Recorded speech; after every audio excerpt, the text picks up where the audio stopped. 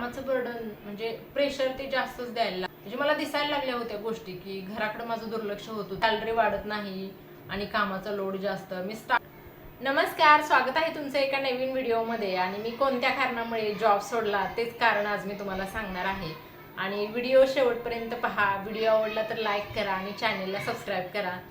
तर झालं असं होतं 2024 साली मी जॉबसाठी खूपच प्रयत्न करत होते, पण आणि माझा करिअर गॅप 10 वर्षाचा असल्यामुळे तर तो माझा करिअर गॅप आहे तो रेझ्यूममध्ये सुद्धा रिफ्लेक्ट होत होता. तर मग म्हणजे इंटरव्ह्यूला गेल्यानंतर मग कसं लोक विचारायचे की एवढा करिअर गॅप कसा काय. तर झालं होतं असं, मुलगा लहान असल्यामुळे आणि त्याला पाहायला कोणच नसल्यामुळे मग 10 वर्षाचा माझा करिअर गॅप होता.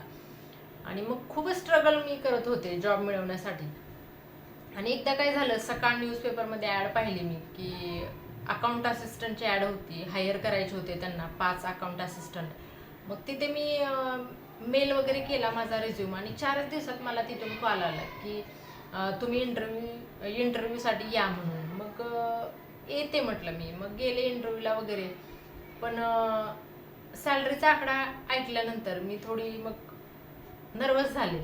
तर ते म्हणाले की म्हणजे एंट्री लेवलचं काम असणार आहे, टॅलीमध्ये काम काही एवढं जास्त नसणार आहे आणि पगार खूपच कमी होता. पण ते काम होतं ना माझ्या घरापासून जवळ होतं आणि मिस्टरांचा जॉब घरूनच होता त्यावेळेस. म्हटलं मिस्टर पण घरी असणार आणि मुलगा 4 वाजता घरी आल्यानंतर ॲडजस्ट होऊन जाईल म्हणून, मिस्टर पण घरी असल्यामुळे.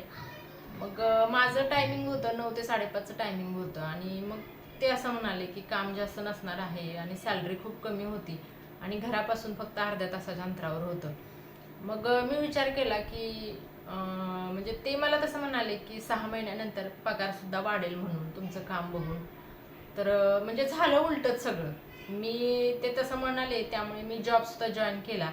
आणि हळूहळू कसं कामाचं बर्डन म्हणजे प्रेशर ते जास्तच द्यायला लागले, असं व्हायला लागलं. आणि लोक पण खूप कमी होते, 4 लोक होते, पण त्यांची त्यांची कामं प्रत्येकाला वाटून दिली होती. आणि माझा जो माझ्यासोबत कलिग होता तो सिनियर पर्सन होता, तर तो काय करायचा, सगळं काम माझ्याकडूनच करून घेत होता. आणि खूप म्हणजे खूपच बर्डन यायला लागलं. आणि मग कसं मला फॅमिलीला सुद्धा टाइम देता येत नव्हता त्यावेळेस. 9 ते 5:30 जॉब असल्यामुळे मग सकाळी पण लवकर जायला लागायचं, घरातली कामं वगैरे आवरून. मुलगा सकाळी 7 वाजता शाळेत जायचा, मिस्टरांचं काम घरूनच होतं. आणि मुलगा 4:30 पर्यंत घरी यायचा. मग तो घरी आल्यानंतर मग थोडंसं फ्रेश वगैरे होऊन तो क्रिकेटच्या क्लासला जायचा, असं व्हायचं. आणि मग मला घरी येईपर्यंत 6:30-7 वाजायच्या. मग खूप माझा पूर्ण दिवस माझा बाहेरच जायचा, असं व्हायचं. आणि मग मला हळूहळू 5 महिने 6 महिने झाल्यानंतर म्हणजे रिअलाईज झालं की यांचं काम हे खूपच वाढायला लागलेलं आहे आणि माझ्यावरती प्रेशर यायला लागलं कामाचं. आणि मग मी थोडंसं म्हटलं की मॅनेजमेंटच्या लोकांना ही गोष्ट सांगायला पाहिजे. आणि एवढा कमी पगार आणि एवढं सगळं काम करायचं म्हटल्यानंतर मला खूपच प्रेशर यायचं. म्हणून मी खूप वेळा मॅनेजमेंटच्या लोकांना सांगितलं की सर, मॅन पॉवर तरी द्या, अजून 2 लोक माझ्यासोबत काम करायला हवी आहेत मला म्हणून. आणि माझे सिनियर आहेत ते सगळं काम माझ्याकडूनच करून घेत आहेत, असं मी त्यांना म्हणजे कंप्लेंटच करत होते सारखी सारखी. पण ते माझं काहीच ऐकून घेत नव्हते. म्हणजे त्यांना काही पटतच नव्हत्या मी सांगितलेल्या गोष्टी की मला मला मॅन पॉवर हवी आहे, कामाचा लोड जास्त आहे. आणि कसं एज्युकेशन इन्स्टिट्यूट असल्यामुळे मुलं वगैरे सारखी मुलांची ये जा असायची, त्यामुळे कामावरती कॉन्सन्ट्रेट व्हायचं नाही. मग माझी पण थोडीशी चिडचिड व्हायला लागली. जवळजवळ मी 1 वर्ष म्हणजे तसंच रखडत रखडत काम केलं, पण काहीच माझं ऐकत नव्हते मॅनेजमेंटची लोक. मग जवळजवळ कसं 1.5 वर्षानंतर मेन ऑफिसची लोक होते ते इंटरनल ऑडिटसाठी आले होते. आणि मी शेवटी मग फ्रस्ट्रेट होऊन रिझाईन करायचं ठरवलं आणि मी रिझाईन केलं सुद्धा. 1 वर्ष 4 महिन्यानंतर मी रिझाईन केलं की एवढं एवढं कामाचा लोड. आणि मग कसं म्हणजे मला दिसायला लागल्या होत्या गोष्टी की घराकडे माझं दुर्लक्ष होत होतं, मुलाचा अभ्यास घेता येत नव्हता आणि माझी चिडचिड होत होती, प्लस त्याची पण चिडचिड व्हायची. मग तो अभ्यासात मागे राहायला लागला. हे मला सगळं जाणवत होतं की थोडंसं रिफ्लेक्ट व्हायला लागलेले आहेत गोष्टी म्हणून.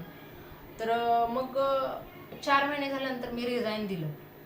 आणि त्याच दरम्यान ती मेन ऑफिसचे लोक होते ते आले आणि आमचे मुख्य सर होते ते मला म्हणाले की तुझं कारण काय, तू रिझाईन का दिलं, तुझं काम वगैरे चांगलं आहे. तर म्हटलं सर, काम तर तुम्ही पाहतच आहात, एवढं सगळा लोड आहे कामाचा, सॅलरी माझी एवढी आहे आणि माझ्यासोबत काम करायला मी एकटीच काम करते, कोणीतरी मला लोक पण हवी आहेत म्हटलं माझ्यासोबत, म्हणजे काम करून घ्यायला सुद्धा. तर असं असं झालेलं आहे. तर ते म्हणे की तू सोडून जाऊ नकोस, आपण थोड्या दिवसामध्ये आता स्टाफचा म्हणजे सगळ्यांचाच म्हणजे सॅलरी वाढवणार आहे म्हणून. मग 1 वर्ष 4 महिने झाले होते. मग ते मी रिझाईन दिलं होतं ते मी मागे घेतलं. मी कंटिन्यू जॉब करायचं ठरवलं. तसं मी मॅनेजमेंटच्या लोकांना पण सांगितलं की मी रिझाईन मागं घेत आहे, कंटिन्यू मी जॉब करत आहे म्हणून. मग असं झालं. मग नंतर त्याच्यावरती 3 महिने कंटिन्यू जॉब केला. तरी पण मला ते दिसत होतं, माझी चिडचिड होतच होती. कामाचा लोड बघितल्यानंतर मग काम करून त्याच त्याच गोष्टी रिपीट रोज रोज त्याच होत होत्या. आणि त्याच त्याच गोष्टी रिपीट झाल्यामुळे माझं म्हणजे मन पण थोडं फ्रस्ट्रेट झालं होतं. मी निराश झाले होते खूप. म्हणजे काहीच म्हणजे असं पॉझिटिव्ह गोष्ट काहीच होत नव्हती माझ्या बाबतीत त्यावेळेस. आणि माझा पेशन्स सुटत चालला होता त्यावेळेस. कामाचा लोड जास्त, लोक कमी आणि बर्डन माझ्यावरतीच जास्त होतं, प्रेशर पण माझ्यावरतीच जास्त होतं, असं झालं होतं. आणि मी थोडंसं त्या गोष्टीचा जास्तच विचार करत होते की सॅलरी वाढत नाही आणि कामाचा लोड जास्त. मी स्टाफसोबत सुद्धा खूप बोलायचे आणि मॅनेजमेंटच्या लोकांना सुद्धा खूप बोलायचे. हा इश्यू खूप वेळा बोलून दाखवला की माझे सिनियर जे कलिग आहेत ते माझ्यासोबत मला कोऑपरेट करत नाहीत आणि मला मॅनपॉवर द्या म्हणून, कामं माझी पेंडिंग राहतात म्हणून. हे सगळ्या गोष्टी मी त्यांना सांगायची. पण ते म्हणे तुम्ही थोडं पेशन्स ठेवा, सॅलरी वाढेल तुमची आणि रेग्युलर कामं होतील आणि आपण मॅनपॉवर सुद्धा घेणार आहे. पण म्हणजे काहीच पॉझिटिव्ह होत नव्हतं त्यावेळेस. आणि जवळजवळ मी कसं 6 महिने 1.5 वर्ष कंप्लीट झालं, काहीच म्हणजे पॉझिटिव्ह होत नाही हे माझ्या लक्षात आलं. मग 1.5 वर्ष झाल्यानंतर मी ठरवलं की आता ह्यांना रिझाईन वगैरे काहीच द्यायचं नाही. 19 नोव्हेंबरला मी ठरवलं की यांना असं सांगायचं की मी 30 तारखेपर्यंत येणार नाही आणि सॅलरी काही वाढवत नाही आणि कामाचा लोड खूप आहे, त्यामुळे मी 30 तारखेपर्यंतच येणार, नंतर मी 1 डिसेंबरपासून कंटिन्यू करणार नाही, असा मी मेल केला. तो मेल केला तो 19 नोव्हेंबर 2025लाच केला. तर कुणाचा काहीच मेल आला नाही. जे मॅनेजमेंटवरचे वरच्या पोस्टवरचे लोक होते त्यांचा काहीच मेल आला नाही की तुम्ही थांबा की पुढच्या महिन्यामध्ये सॅलरी वाढणार आहे. तर असं म्हणजे काहीच रिप्लाय नाही त्या मेलवरती. खूप जणांना मी मेल केले, काहीच म्हणजे काहीच रिप्लाय नाही आला. शेवटी 30 नोव्हेंबर आली आणि मी माझं जे पेंडिंग काम होतं ते पूर्ण माझं काम मी उरकून टाकलं होतं आणि म्हटलं आता उद्यापासून यायचंच नाही. माझ्या जवळचा स्टाफ होता, माझ्या मैत्रिणी, त्यांना सांगितलं की मी उद्यापासून येणार नाही. आणि 30 नोव्हेंबरला माझा तो दिवस मी कंप्लीट केला. माझं जेवढं काम पेंडिंग होतं ते केलं मी. आणि 1 डिसेंबरपासून मी जायचीच बंद झाली. आणि मग 1 डिसेंबरला मी मेल टाकला की आज 1 डिसेंबर आहे, मी काय आजपासून ऑफिसला येणार नाही.